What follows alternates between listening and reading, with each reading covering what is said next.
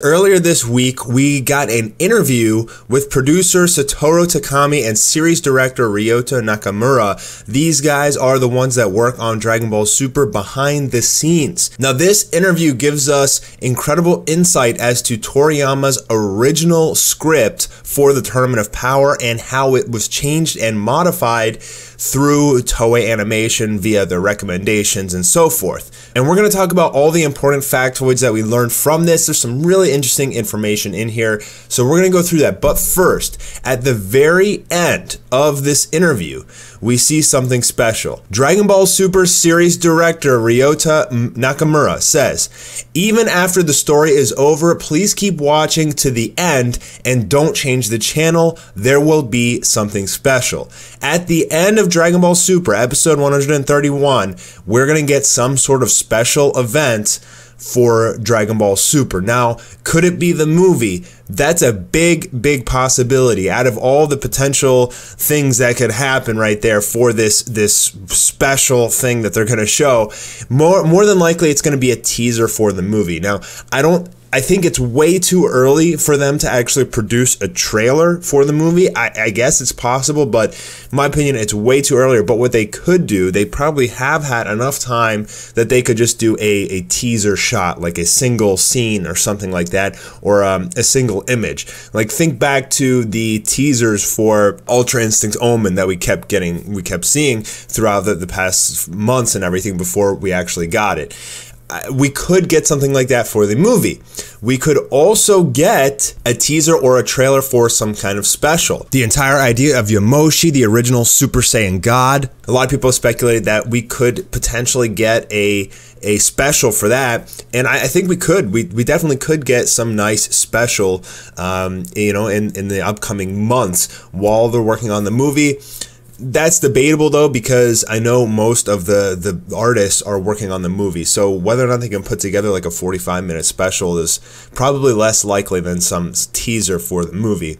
And then another thing it could be is just some kind of tribute to Dragon Ball Super ending. And, they like to play tributes and homages to Dragon Ball and Dragon Ball Z and everything throughout the Super. It could just be some nice little tribute to Dragon Ball Super, but I don't think so. I think we're going to get a little teaser of the movie. So lots of speculation there, but at the end of the day, we are going to get something special in the slot where there's a next episode preview for Dragon Ball Super episode 131 leading into episode 132, but Dragon Ball Super will be over. So it'd be really nice if, this something special was telling us that Dragon Ball Super is going to continue in 2019, or that we're going to get an entirely new Dragon Ball series in 2019.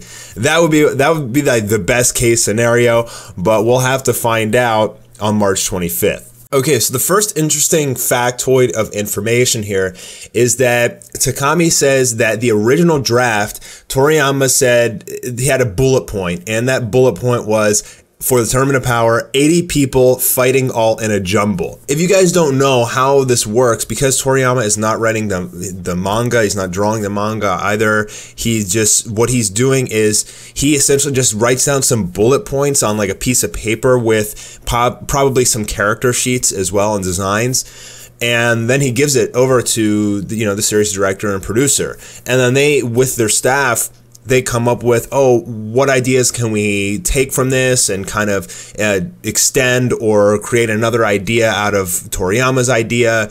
And so Toriyama is just essentially the original bullet points. However, he does get the final say on everything. So they take what he gives them, they provide suggestions on ways to further the story even more, and then they have to get his approval before they can essentially go live with the idea. And as you see, Nakamura said at that time, when Toriyama gave us that 80 people fighting in a jumble bullet point, that he also received several character design images from Toriyama himself, and it was Jiren Dispo, Toppo, and Katella. Those were the first additional characters drawn outside of Universe 6 and 7. Toriyama also designed the Tournament of Power arena. Okay, so the next important factoid is that the entire idea of the Pride Troopers was not Toriyama's. So Nakamura says that The Pride Troopers weren't in his designs, but they did all wear red and black suits.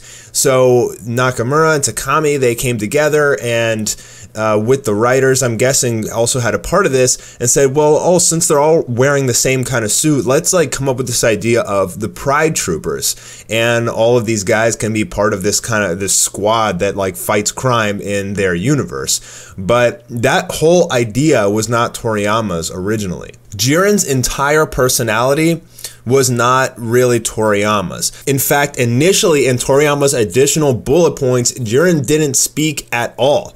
He never talked at all. So that's why initially in Dragon Ball Super, when we got first introduced to Jiren quite a bit, this man like never spoke. Like the first words we heard from this guy was "get lost." But Toriyama also came up with the backstory that his martial arts master had been killed and that this was the reason for his type of character. Now Takami says that they didn't really like the idea, essentially, they didn't really like the idea that Jiren didn't speak, and so they came up with the idea for his personality, which was essentially was Toppo. And after a while, they decided to come up with the idea to pass on that personality of Jiren actually to Toppo, which is possibly, that may have something to do with the reason that the entire ideas between Jiren and Toppo were actually kind of mixed up in the beginning. With the spoiler images, the man in black was actually Jiren. In the end, they changed it to Toppo. That could have something to do with that. Also, something interesting I want to point out is if they had the story for Jiren, his backstory with his martial arts master being killed and everything for so long, it's interesting to me how they waited so long to tell us that story about him, and they didn't spend too much time on it. If they got that bullet point early, they could have done some magical things with that story, but they chose not to. That's probably just due to time sensitivity. They were probably just rushed, didn't have a chance to really flesh out this character story that much, and just gave us, what, 2 minutes of explanation? So that's a little bit sad that we didn't get something more there, because I know that was a weak point that a lot of fans were disappointed with. Caulifla of Universe 6 was one of Toriyama's character designs, and she wasn't part of the initial draft, but during a conference it was mentioned that Broly was very popular, and from there they came up with the character of Kale. So Kale was not in the original draft for the Tournament of Power, but Caulifla was. So that means that she was a character that was added simply because of the success of Broly throughout the world. Toei decided, hey, let's give a counterpart to Caulifla, make it Kale, and have her turn into Broly. That way we'll do some fan service. So this question, how much of the story was written out in Toriyama's original draft? And what this says is that Toriyama only wrote the outcomes for the Universe 7 fighters, essentially. He wrote, who Piccolo fights and loses to, and who ultimately survives. So he did write the ending. But pretty much, he's like, here's the bullet points. 80 people fighting in the jungle. Here's who Universe 7 loses to and when. And here's who wins the Tournament of Power. With additional bullet points along the way, talking about some of the other characters. Toriyama also came up with the idea for Frieza to replace Buu. So series director Nakamura talks about here that they actually did face some challenges with the art. Specifically, designing this many characters was really difficult. That's actually what they talk about up here.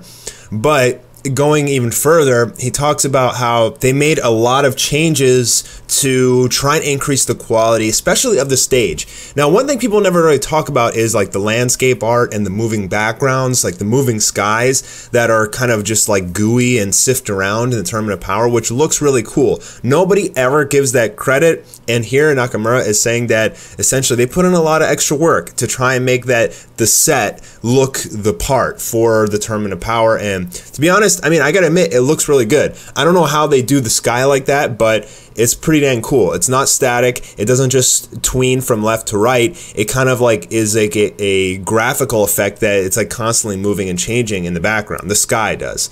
And I think that's really cool. I'm happy that they took the extra time to do something like that. And he's also saying that they, really had to work out some kinks in the art, but he's happy with the way that they improved throughout the Tournament of Power. They specifically started seeing an improvement in their art throughout the Future Trunks arc, which I have to agree with. So here they're talking about the 1 hour special, and essentially what we learn is Ultra Instinct was Toriyama's idea, but Ultra Instinct Omen was not. This was an idea that was created and generated specifically for the sole purpose of the 1 hour special. Toriyama came up with the idea that Ultra Instinct would be a completely different type of power-up from Super Saiyan, but it seems that Ultra Instinct Omen was simply so that the special and the build-up for the Tournament of Power, this is the kind of things that a series director and a producer would talk about, is how can we build more hype and more suspense. It was their idea, essentially. I'm not going to go into everything about this article, but this is still worth reading for any Dragon Ball Super fan. Specifically, like, this is a really interesting one. I'm just gonna graze it, but he's talking about why Master Roshi and Krillin were even in the Tournament of Power and the challenges that the Toei staff faced on,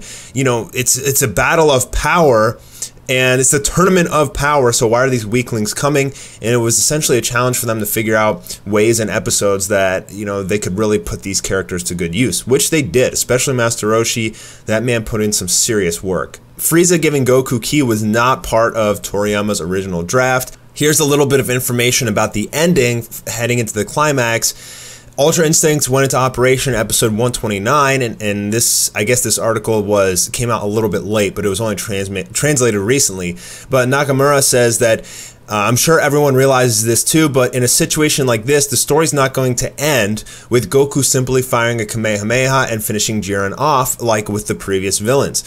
And this is funny, this is actually something that I talked about in a review or next episode preview, is that I hope that Goku doesn't just win with a Kamehameha, and it sounds like he will not. I mean, also, spoiler warning, major spoiler warning here, we know that Goku's probably going to get, I don't want to say we know for sure, because spoilers can be a little bit iffy sometimes, but Goku's going to get knocked off by some super powerful blast of Jiren. They actually said earlier in this article that, you know, Goku doesn't try and kill people, he just wants to get stronger and not lose. And I guess that's kind of what's happening here. He achieved his new form. He doesn't want to lose now, but for whatever reason, Goku's just going to get blasted off. We'll have to see what happens in the next episode. Nakamura and Takami keep going on to talk about some of the battles between Goku and Jiren. Takami says that he put his heart and soul into the final 2 episodes of Dragon Ball Super, so I think we're going to get something amazing in these last 2 episodes, guys. Nakamura says the ending at episode 131 will be very fitting. While the Universe Survival arc may be Goku's story, it might actually be Jiren's story too. And he thinks that Toriyama's intention was to set someone up like Jiren as the greatest rival, someone who is simply not evil. And he made up the ending with that interpretation in mind, but he wonders how everyone else will feel about it. So I think we're going to get some super curveball ending here, guys. Like, basically what Nakamura is saying is that he didn't want Jiren to just be like the villain. He wanted him to actually be more of like almost like a rival, you know, like he's not a bad guy. So in the same sense, if he's just a rival, the story is also about him. So that means the ending is also going to have something to do with Jiren as well, meaning that they could tie. Or they could both get wishes. So we're going to get some really strange, interesting ending here, Dragon Ball Super. But considering what these guys have said, I'm almost positive that the majority of people are going to like it. There's going to be people, no matter what, that aren't going to like it. But what are you going to do? There's just too many fans to please everybody. And the final interesting thing here is that Takami says that he says, I hope people's eyes are glued to director Nakamura's full force direction and the ending which Toriyama has prepared for this story. This is the important part. Personally, I get the feeling that Toriyama is trying to set up even more stories. So from the ending, so I'm sure that, you know, Toriyama had a bullet point on his little, you know, notes for the ending of Dragon Ball Super. And this is saying that they believe that Toriyama is trying to set up even more stories, or at least he's probably going to leave the ending open-ended so that they can do more Dragon Ball stories in the future, such as if we get a new Dragon Ball series in 2019. So it's a very interesting article, guys. Definitely worth a read, and it gives you some insight as to what happens behind the scenes. I'll leave a link to this in the description down below. And I believe Herms98 was the one who translated all this, so thank you to him. Definitely worth a read. Hope you guys enjoyed this video, and I'll be back soon with some more Dragon Ball. Alright guys, peace.